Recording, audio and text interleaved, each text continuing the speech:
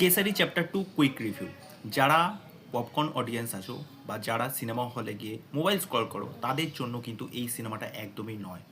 যারা ইতিহাসের এরকম একটা কালো অন্ধকারের অধ্যায় যারা জানতে চাও, জালিয়ানওয়ালাবাগ হত্যাকাণ্ডে অ্যাকচুয়ালি কী হয়েছিল, আমাদের ভারতীয়দের কাছে কী কী তথ্য লুকানো হয়েছিল, যাদের এইগুলোর প্রতি ইন্টারেস্ট আছে তাদের জন্য কিন্তু এই সিনেমাটা ওয়ার্ক করবে।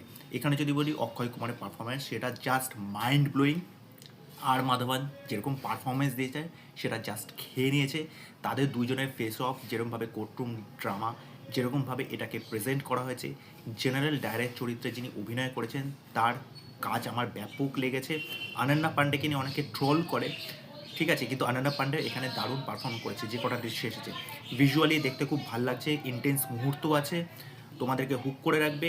শেষের ক্লাইম্যাক্সের দৃশ্যের মধ্যে এমন কিছু আসবে যেটা তোমাদেরকে চোখে জল আনতে বাধ্য করবে। ডিটেলস রিভিউ পরে আসবে। তোমাদের